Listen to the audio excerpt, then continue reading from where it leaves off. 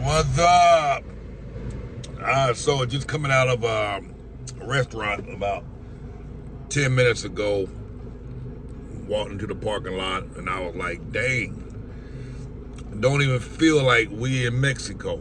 You just almost forget the fact that you in Mexico. We're coming up on, well, I think it's been 2 years now since we've been here. And it feels just like home. Really, I mean, it really does. You don't really don't feel like it's Mexico. Because right now we're at a place where we just have routine. We do our regular stuff. Right now we at the grocery store behind me and buying some groceries. We got our favorite grocery stores we go to. We go buy this and that at one grocery store and then drive across the street to the other grocery store to get the rest of the stuff. Know where to go, know when to go, know how to get around. And right now I'm in a rental car, and time is your friend. And let me tell you this, talking to a lady right now who just got here, and I'm just gonna be straight up. She feels like she's been abandoned, came out with a friend, had kind of welcomed them here, and when they got there, things didn't go as planned. The person wasn't as helpful as they thought. And this is what I gotta tell you. You got to understand this. When you making this transition here, people have their own lives and they're not available. So you're gonna have to do, you got to understand, you're making this move on your own. This is your transition, this is your move. No one is here gonna save you. You on your own, really. You really are. And I'm gonna see if I can get this young lady to do an interview, because she could attest to that. You are on your own. Just because you meet up with these folks in Facebook groups and they welcoming you and telling you to come on, they got their own life. They got their own thing going on. Many folks are here battling their own demons. And so a lot of folks are fighting themselves and dealing with themselves. And when you show up, and if they're in the midst of a fight amongst themselves, they ain't gonna help you. They can't help you. You know what I mean? So, listen, come here prepared to do this on your own. Unless, of course, you're hiring somebody or hire somebody to help you make this transition. You can do this on your own 100%. I tell folks all the time when they reach out to me, because again, my prices are jacked up, they high. Because, as I've said before, if I got to leave my house, I enjoy being at home. And I enjoy watching my Netflix with my kids. Matter of fact, I'm about to go home and watch The Greatest Showman with the girls for the 5th time. I enjoy being home watching my shows on Netflix. I enjoy hanging out with my buddies, going to my friend's house, hopping in their pool, barbecuing. If I got to take time from that, I'm going to charge. It's going to cost you. But I always say you could do this on your own, but you got to do the research, you got to do the work. Many people travel abroad and they figure it out. You know, so this young lady here was kind of concerned, like, I might need to go back home. I'm like, no, don't give in too quick. You just got here. You only been here for a week. All these emotions you're feeling, they real. You know, she was like, oh, Cortez, you didn't talk about this in your video. Oh, yes, I have. I say it all the time. This move is not an easy one. This transition is not an easy one. You're going to be fighting yourself. You're going to be fighting your own thoughts. The language barrier is real. Although the language is not 100% necessary for many people is a real barrier. And not just the language, the cultural norms. It's a real barrier. One of the biggest things she was concerned about, I got here, I feel so lonely. Again, these are legitimate feelings. It's real. You're going to feel lonely. Cartez, where am I saving money at? Because so far I've been spending money.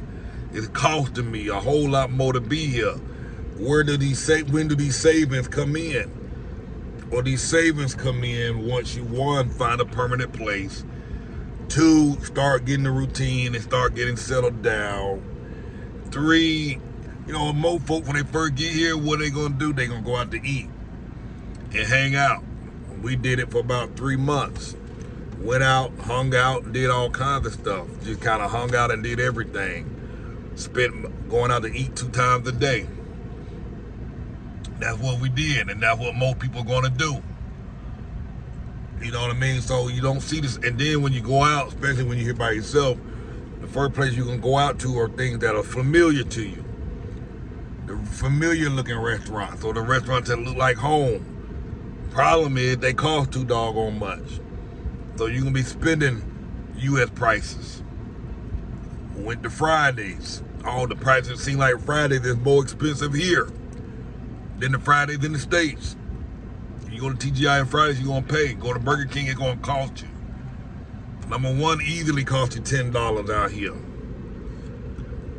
So the savings ain't going to come until you start to get settled in and not making decisions to do touristy stuff and hanging out.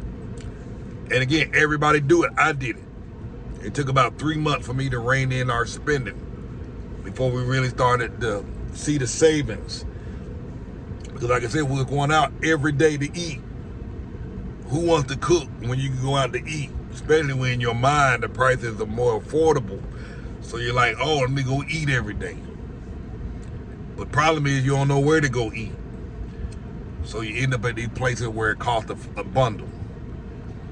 So the loneliness is real. You got to make friends, which is why I always say, as soon as you get here, get involved in something. Stay away from them expats. I can't warn you enough.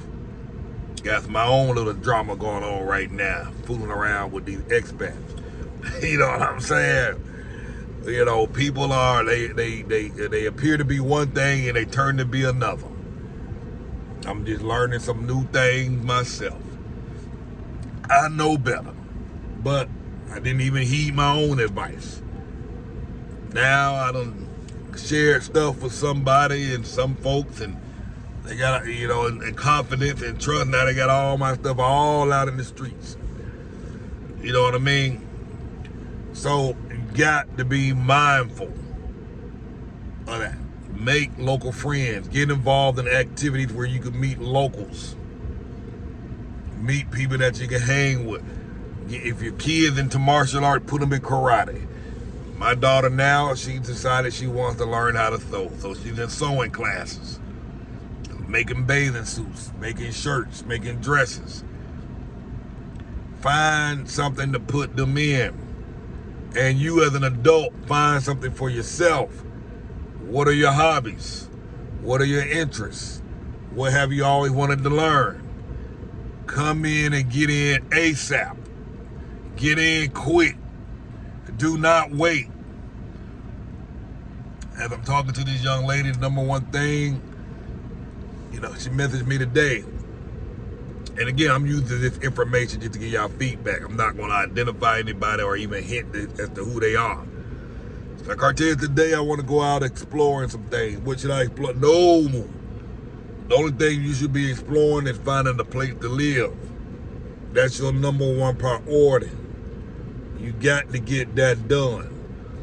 Until you find a place to live, you don't know where to enroll your kids in martial arts, or you don't know where to enroll your kids on bowling, becoming part of the bowling team. You don't know where to enroll your kids on learning computers.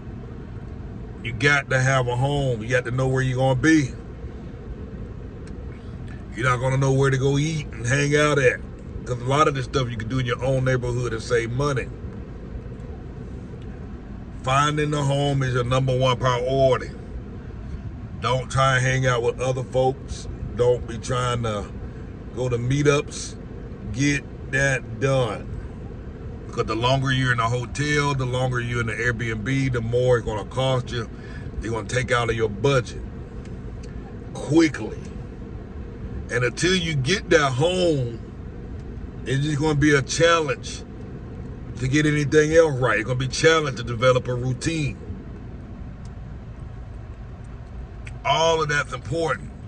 It's going to be hard to find friends if you hopping from hotel to Airbnb. You got to get into your home first. That is your priority. I want y'all to focus on that. I believe y'all can do this on your own. You don't need to hire folks. And I'm talking about myself too. You don't need to hire me. But I'm here and I'm willing to assist you in that if you decide you want to hire me. But I am telling you, you can do this on your own, I think. But the issue that you're going to have, you're going to have patience. Because these agents ain't going to message you back. Had a lady reach out to me yesterday. She been here almost 2 weeks. She called me yesterday. Cortez, I need to find a place between today and tomorrow, which today is tomorrow. I need to leave a deposit. Because I'm leaving tonight, which is tonight. So, which is tomorrow. So tonight she's leaving. Young lady, it's highly unlikely you're going to find a place today or tomorrow. It's a Friday and it's a Saturday. Today's a Saturday. You ain't finding no place and leaving no deposit. Ain't happening. Too late. Because it's Friday and Saturday, half these folks ain't going to respond until Monday. They going to the sea or the beach. Got me saying sea, calling the beach the sea. They call it the sea out here. You ain't find no place. But they call it the last minute. Their priority was not to look for the place. They weren't looking. Now they say they call these agents, were reaching out, but the agents don't respond. And that's true, they don't. Because for the most part, most of these agents, this is not their full-time job. This is a side gig for them. So when they do respond, they generally ain't responding to 7 o'clock at night or the next day when they all work. By that time, somebody been on took the property you were interested in. So you got to have a lot of patience for this. As a rule of thumb, when I'm looking for places for people, I generally don't reach out to about 30 different properties in hopes that I hear from 8 to 10 of them.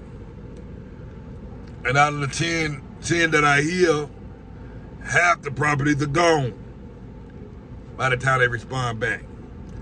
And out of that other half, I'm hoping one of those 5 work.